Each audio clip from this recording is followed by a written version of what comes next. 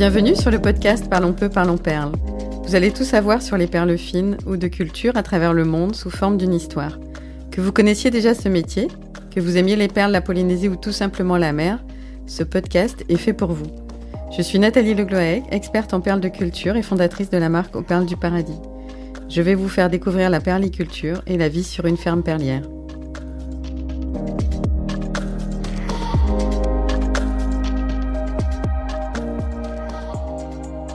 Dans cet épisode, je vais vous raconter comment en 2010, j'avais parié sur l'avenir et j'avais décidé de vendre des perles de culture de Tahiti sur une boutique en ligne. À l'époque, c'était vraiment un projet très précurseur. Personne ne le faisait.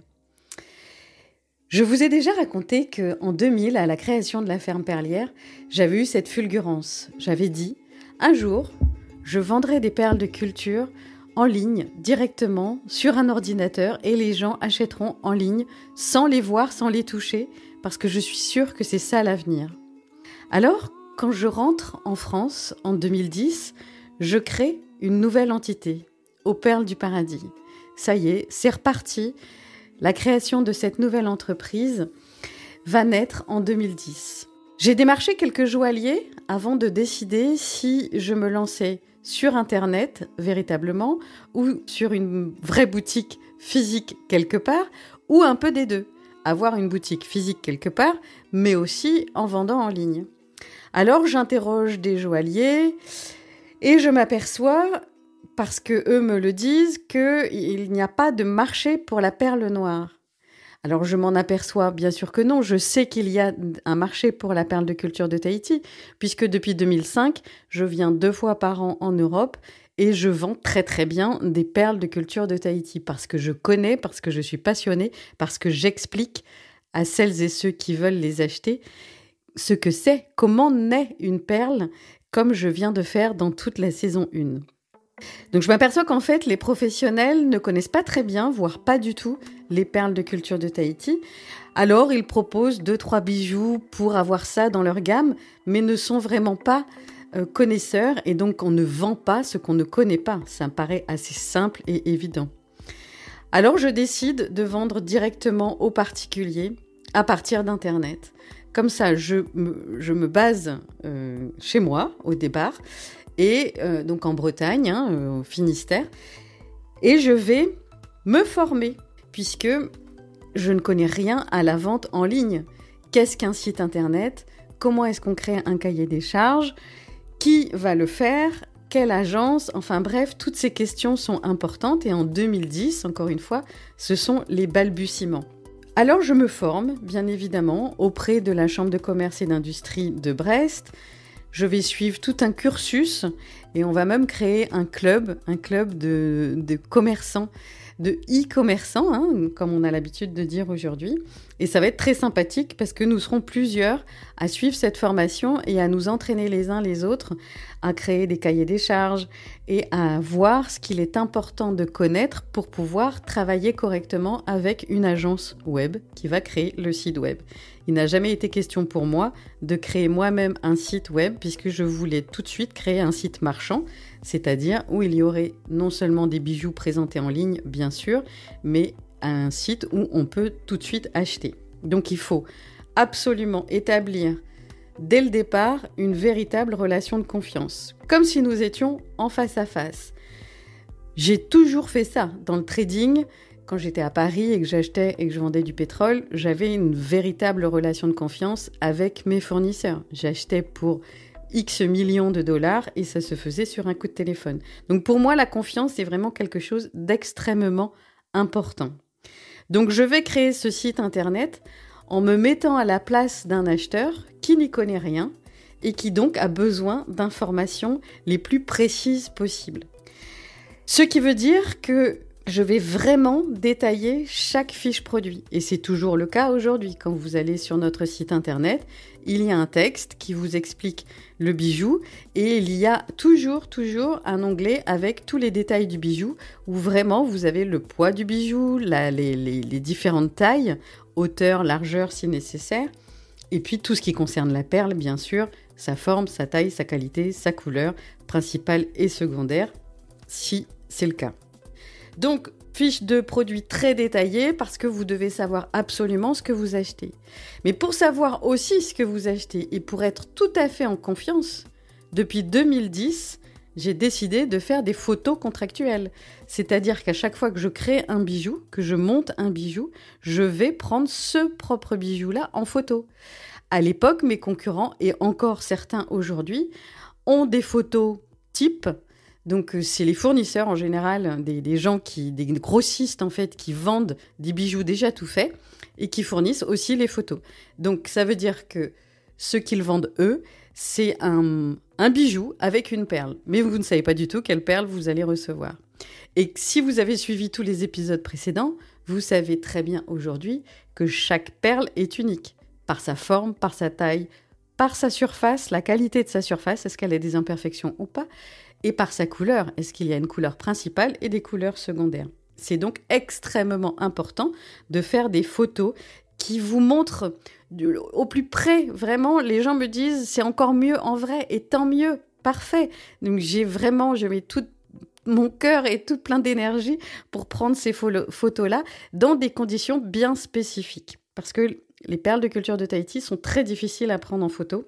Il faut une certaine luminosité et vraiment, ça n'est pas simple.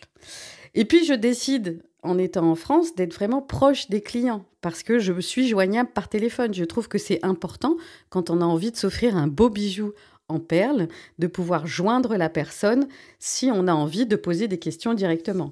Et c'est ce qui se passe de temps en temps. J'ai des clients comme ça qui appellent et j'en suis vraiment ravie. Eux aussi, je crois, quand on voit les avis qu'ils laissent ensuite, ils sont très contents. J'ai toujours également voulu mettre les explications sur la perliculture. Tout ce que je vous explique dans ce podcast Parlons peu, parlons perles, je l'ai expliqué sur le site internet depuis 2010. Il y a un onglet perliculture où vous allez retrouver, beaucoup plus succinctement bien sûr, mais vous allez retrouver tous les éléments qui sont nécessaires à la compréhension de la naissance d'une perle de culture en Polynésie. Et j'ai également toujours demandé l'avis des clients, parce que c'est important. Moi, je suis petite fille de commerçant, donc j'aurais préféré avoir une boutique, parce que j'ai été élevée par ses grands-parents qui avaient cette boulangerie, et j'ai toujours aimé ce contact avec les clients. Mais je viens de vous expliquer que je pense que le marché n'est pas suffisant. C'est trop où m'installer. Je suis pas Mikimoto, donc où s'installer? Moi, j'ai décidé de revenir en Finistère. Où est-ce que je m'installe? À Brest, à Quimper. Et où à Brest, à Quimper? Je suis spécialisée en perles de culture de Tahiti. Je n'ai pas vendu jusqu'à présent d'autres perles. Peut-être que ça changera dans les temps prochains. Mais donc que des perles de culture de Tahiti. Et c'est beaucoup trop spécifique pour ouvrir une boutique physique. Alors c'est important pour moi, ça a toujours été important de récupérer les avis des clients pour savoir ce qu'ils pensaient du bijou qu'ils avaient reçu. Depuis 2011, j'ai toujours demandé ça et depuis 2017, je travaille avec la société Avis Vérifié. Donc j'ai été parmi les premières clientes d'Avis Vérifié pour récupérer très clairement et de façon transparente, pour là encore que vous ayez confiance dans les avis qui sont affichés sur le site, parce qu'à l'époque, c'était quand même connu et reconnu que beaucoup de boutiques en ligne demandaient à des copains de mettre des avis sur le site et rien n'était vérifié. Donc ça n'est pas possible. Et puis, depuis 2010, je suis tout le temps en formation, en fait, en formation permanente, parce que l'Internet, vous le savez mieux que moi peut-être, évolue tout le temps. Vous voyez bien les sites Internet sur lesquels vous allez. Aujourd'hui, nous devons apprendre à travailler avec l'intelligence artificielle, par exemple. C'est extrêmement important de rester formé et informé sur les nouvelles technicités. Bien sûr, j'ai toujours travaillé avec une agence web parce que à chacun son métier. Moi, je suis spécialisée en perles et pas en Internet. Donc, pour tout ce qui est sauvegarde, antivirus et tout le tralala technique, je fais appel à une agence web et c'est la même depuis 2010 et nous travaillons bien ensemble. Donc, j'ai créé un contexte le plus favorable possible pour vendre des perles que je considère comme exceptionnelles. Mon métier à moi, ma technicité à moi me permet d'acheter des perles vraiment que vous voyez rarement ailleurs. C'est-à-dire que j'ai une telle relation de confiance avec des vendeurs que je peux aller chez eux et j'ai l'autorisation de sélectionner uniquement les perles qui me plaisent. C'est-à-dire les perles qui sortent de l'ordinaire et qui ont vraiment quelque chose en plus que ce soit le lustre, la couleur, la forme, ou tout ça en même temps. Mon premier métier était d'acheter. Je suis spécialisée là-dedans, dans les achats, et je suis experte en perles de culture de Tahiti. Autant vous dire que je me régale à acheter des perles. Parce qu'évidemment, pour que le site internet fonctionne bien, ça paraît évident à dire comme ça, mais il faut bien acheter pour bien vendre, évidemment. Alors, il y a toujours eu plusieurs façons d'acheter des perles de culture.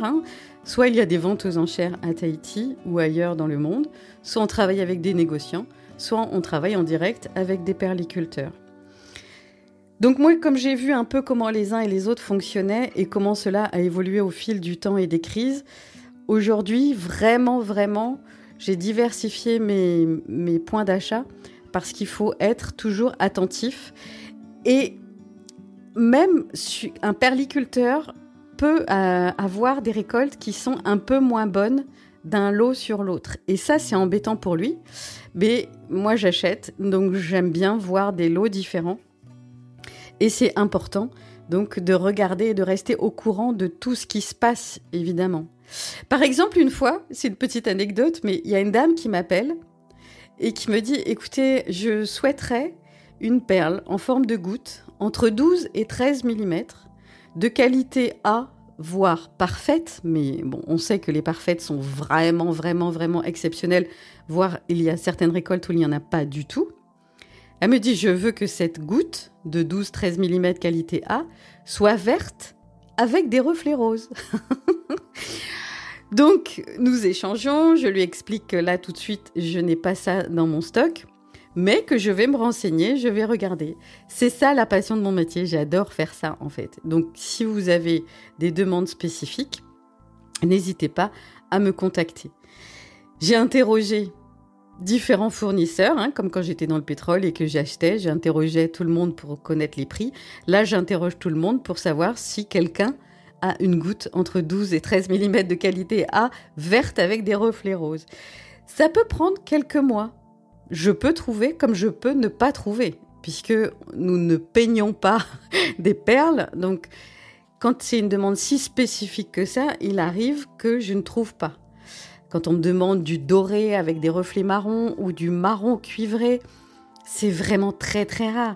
Des traits bleus, par exemple, quand on me demande des bleus turquoises, mais c'est pas parce qu'elles naissent dans des lagons qui sont bleu turquoise au bord, quand il y a peu d'eau au-dessus du sable, qu'elles sont bleu turquoise en fait, que les perles sortent bleu turquoise.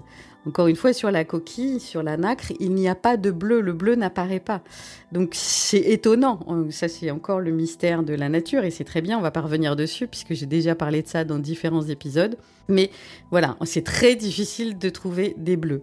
Et souvent, les bleus ont des imperfections. Pour qui, pourquoi, je ne sais pas. Et ça, c'est vraiment encore un grand mystère et c'est tant mieux. Ifremer, l'Institut français de la recherche en mer, les scientifiques d'Ifremer tentent de percer beaucoup de mystères. Ils sont installés à Tahiti et ils avancent peu à peu en travaillant sur différents domaines. Et par exemple, la pollution plastique, dont j'ai déjà parlé, on sait aujourd'hui que ça peut avoir une influence sur la forme de la perle qui grandit dans la gonade. Parce que si l'huître filtre énormément de micro- ou nanoplastiques, tout ça va rentrer dans la bête, va rentrer dans l'estomac, va aller dans la gonade et les plastiques vont embêter en fait le développement de la perle. Donc ça peut faire en sorte que la perle qui pouvait être ronde au départ ne le sera pas à l'arrivée. Bref, pour acheter des perles, pour acheter quoi que ce soit dans le monde, il faut être au courant de ce qui se passe. Donc c'est pourquoi je reste informée aussi bien côté scientifique que côté négoce en Polynésie, que côté perliculture, et que je vais régulièrement chez des perliculteurs pour savoir comment les techniques évoluent, si elles évoluent, comment ça se passe au niveau de la pollution des lagons, qu'est-ce qui est mis en place pour qu'il y ait de moins en moins de pollution et qu'on récupère tout le plastique qui traîne dans les lagons. il faut vraiment aimer son métier, en fait. Comme dans tous les métiers, bien sûr, je suis sûre que vous faites exactement la même chose dans votre domaine. Donc vraiment, pour finir, pour acheter des perles, il faut vraiment bien connaître son métier et connaître beaucoup de monde, en fait. Comme je vous ai dit tout à l'heure, les récoltes ne sont pas toujours équivalentes. Il y a de très belles récoltes, il y a des récoltes un peu moins jolies. Donc il faut être capable de voir des récoltes qui viennent de différents atolls, parce que selon la météo, il y a aussi différentes choses qui peuvent se passer. Évidemment, tout ce qui va stresser l'huître, c'est mauvais pour son développement, donc c'est mauvais pour la fabrication de la perle qu'elle est en train de faire. Donc il faut vraiment travailler avec des gens qui n'ont pas stressé les huîtres. Mais des fois, c'est pas le perliculteur, il fait tout son possible pour que l'huître ne soit pas stressée. Mais il y a une tempête tropicale, il y a quelque chose qui fait que les huîtres sont en grand stress parce qu'elles sont trop secouées dans le lagon et ça peut vraiment mettre à mal une récolte. Donc, après avoir acheté des perles, donc moi je les achète une à une, en fonction de ce que je vois, en fonction de ce que je veux aussi, parce que d'un autre côté, j'achète des montures en or et en argent, chez des négociants, puisque ça a été mon premier travail quand je suis arrivée en Polynésie, comme je vous ai raconté dans des épisodes précédents. J'ai travaillé chez un négociant en métaux précieux, et c'est exactement ça en fait. Ce négociant vendait des montures. Qui vont recevoir des perles, comme il y a des montures qui reçoivent des pierres. Donc, à la différence des pierres, c'est que sur les montures spécifiques pour les perles, il n'y a pas de griffe. Donc, en fait, il y a toujours un pivot. Un pivot, c'est un petit pic qui est soudé à la monture principale avec un diamètre différent. Donc, il faut bien mesurer ce diamètre avant de percer la perle. Et c'est moi qui fais tout ce travail-là. C'est-à-dire que mon travail ensuite a été... Donc, après avoir acheté des montures, acheté des perles, c'est d'associer au mieux les deux. Et je passe des heures et des heures et des heures à regarder les perles et les montures pour essayer de faire en sorte que vraiment la perle soit mise en exergue grâce à la monture. Il faut que la perle soit encore plus belle. Sinon, si la perle est vraiment exceptionnelle, j'essaye de trouver des montures les plus fines possibles pour qu'on ne voit que la perle. Et des montures sont très très belles aussi. Et là, il faut vraiment mettre des très belles perles. Et c'est ce que je fais vraiment au maximum parce que j'adore ça en fait. Et c'est comme si je portais moi-même tous les bijoux que je crée. Et ça, c'est très très chouette parce qu'il y a le cœur ensuite qui parle. Et c'est bon ça. Donc, une fois que j'ai monté dans l'atelier les perles sur les montures ou que j'ai créé d'autres bijoux, où j'ai fait appel à mon imagination et à mon savoir-faire, alors je prépare les bijoux pour être pris en photo. Comme je vous ai dit tout à l'heure, il y a des conditions spécifiques à respecter pour que les couleurs des perles ressortent vraiment bien. On me dit souvent, on voit l'appareil photo ou le téléphone portable dans la perle sur la photo. Oui, écoutez, tant mieux, c'est un gage de qualité parce que, vous voyez que c'est vraiment artisanal de ce côté-là, et 2, si on voit l'appareil photo, c'est qu'il y a une très grande brillance sur la perle, et je vous ai déjà expliqué ça, c'est un des critères les plus importants. Il faut qu'il y ait du lustre sur la perle. Donc je prépare les bijoux, je fais des photos. Ensuite, il faut retravailler les photos, juste dans la dimension, évidemment, on ne touche pas aux couleurs.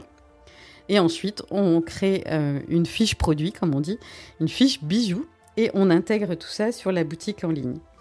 Ensuite, quand vous passez la commande, je vous informe bien sûr de la préparation de la commande.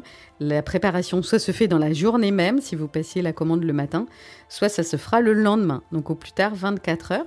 Et ensuite, vous recevez votre commande sous 48 heures. Et ça, c'était très, très important pour moi, ce côté logistique. Là aussi, la confiance dans la logistique. C'est pour ça aussi que je suis revenue en Finistère. C'est important, quand on commande un bijou d'une certaine valeur, de pouvoir être sûr de recevoir rapidement son colis. Et ça, c'est important, et c'est pourquoi j'ai passé un contrat avec Colissimo, parce que selon moi, c'est vraiment le meilleur rapport qualité-prix. Évidemment, vous me direz, des fois, il arrive qu'il y ait 1 jour de retard, 2 jours de retard. Mais ça n'est pas très grave, il y a quand même un très bon suivi maintenant chez eux. Et on peut dire que 99,5% des colis arrivent à bon port en 48 heures. Nous assurons bien évidemment tous les colis. Et si vous habitez dans le périmètre de Brest, je peux même vous livrer directement. Et c'est très sympathique parce que comme ça, on se rencontre. Je vous ai déjà parlé du paiement 3D Secure qui était vraiment au départ en 2010. Donc vous avez compris que c'était important pour moi aussi que la relation de confiance aussi au niveau du paiement soit bien présente. Et aujourd'hui, nous vous proposons également de payer en 4 fois, que ce soit par PayPal, si vous avez un compte PayPal, ou bien par Alma. Il n'est pas obligatoire de créer un compte Alma, et ça c'est bien quand on n'a pas envie de laisser ses coordonnées ou de créer un compte encore chez quelqu'un. Donc on vous offre le 4 fois sans frais. Et voilà, nous arrivons à la fin de cette saison 1 où je vous ai expliqué plein de choses et vraiment je vous remercie pour votre écoute. Je fais un tout petit résumé de ce qui s'est passé dans cette saison 1. D'abord, nous avons eu envie de créer ce podcast et nous l'avons fait, donc nous en sommes très heureuses. Et je tiens à remercier Kahaya et Elena qui ont toujours été à mes côtés pour travailler sur cette saison 1. Donc, nous avons parlé des définitions. Quelle est la différence entre une perle fine et une perle de culture ? Bien sûr, on parle des perles d'imitation pour que vous soyez au courant et que vous n'achetiez pas de perles d'imitation en pensant que vous achetez une perle de culture. Ensuite, il y a eu plusieurs épisodes sur tout le travail nécessaire à la perliculture. Nous avons parlé de la classification des perles parce que c'est extrêmement important quand vous achetez des perles de savoir à quelle classification ça correspond. Et puis ensuite, nous avons eu envie de vous raconter mon parcours parce que c'est important de savoir comment et pourquoi je suis devenue experte en perles de culture de Tahiti et comment ça se fait. Voilà, au nom de quoi je me permets de vous informer de tout ça. Vous l'avez compris, j'ai à cœur d'expliquer la perliculture, de vulgariser toutes ces techniques et ce métier qui est absolument fabuleux. Donc la saison 1 est terminée, nous sommes déjà en train de préparer la saison 2. Donc prochainement, je ne peux pas vous dire encore exactement quand, mais prochainement, nous nous retrouverons dans ce podcast Parlons peu, parlons perles. Mais d'ici là, je vous invite vraiment à nous rejoindre sur nos réseaux sociaux. Bien sûr, à partager le podcast et à écouter les précédents et les partager également avec vos amis ou votre entourage. Vous pouvez nous donner vos idées pour des futurs podcasts ou nous poser toutes les questions que vous souhaitez sur les réseaux sociaux. Bien sûr, nous sommes disponibles. Ou par SMS ou par mail à travers le site internet. Je vous invite vraiment à aller sur notre site pour découvrir l'onglet Perliculture où vous verrez plein de photos. J'ai à cœur aussi de vous montrer ça, des photos. On essaye aussi de faire des vidéos pour vous montrer à quoi ressemble une huître déjà perlière en Polynésie. Nous parlerons dans le futur des perles d'ailleurs, des perles du Japon, d'Australie, d'Indonésie. Mais je ne vous en dis pas plus. En attendant, je vous remercie pour votre écoute. Et d'ici nos retrouvailles, parlons peu, parlons perles.